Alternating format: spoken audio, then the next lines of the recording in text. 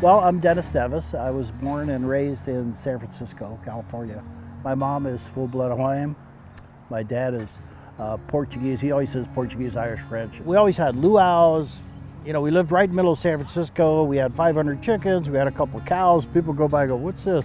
That's the Hawaiians that live up there. So then when I get here, you know, we get more involved in things. I worked for the airport for about 5 years. Then Erna Kaua'i, the office or the manager here for Hawaiian Homes, said, Dennis, would you think about becoming a Hawaiian Homes Commissioner? And I said, well, you know, I didn't really know much about it, but I said, well, let me think about it. So I read up on Hawaiian Homes and what the responsibility was, and I sort of felt, well, yeah, it's my kuleana. I don't like titles. When I was the manager, you know, everybody says, oh, you're the commissioner. I said, yeah, I don't get paid. It's volunteer. I keep hearing people say we get paid too much. I said, it's just a meal and a room. All it means to me in this specific situation is I make decisions that are going to affect beneficiaries, not just for today, but for perpetuity. And I think we need to take that more into consideration when we're making decisions.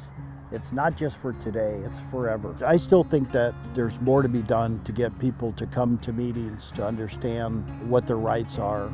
I'm sort of a semi-activist as well for people's rights. And I think, you know, the trust is an obligation that the state and federal government has to Native Hawaiians. And the only way we're going to rehabilitate, as Prince Kūhiō said, is put our people back in the soil. Where we are, this is a farmer's plot they used years ago for selling all of their wares, and they had all kinds of different stuff here. The first couple of days, we got huli, which is the part that you plant, from one of the kupunas in Honolulu, and she gave us 396 hulis. So we planted those in about 2 days.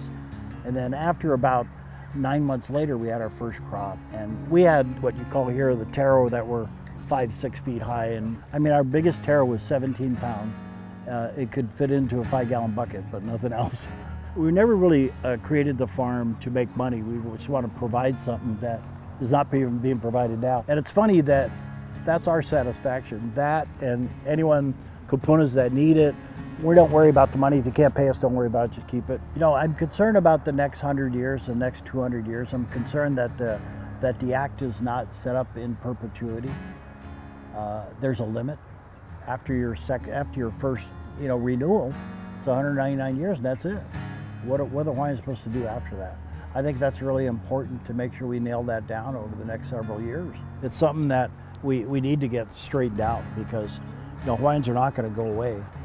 And we need to continue this for our great-grandchildren. I think more so it's just getting the young generation to come in and take over. All you beneficiaries, when you come to beneficiary consultation, you should bring your successor, because that's who this is for. We're almost done. We're doing this, we're kupunas trying to take care of our kids, and we have young adults that should be on the same table with us. So bringing more of our young Hawaiians out, because they eventually have to take these things over as we move forward. Well, I just hope that you know, our commission continues to do their job and provides for our beneficiaries, but there's still the matter of utilizing our land and putting people on our lands. And we have a lot of land here on Kaua'i, and I hope that we move towards getting people on the land.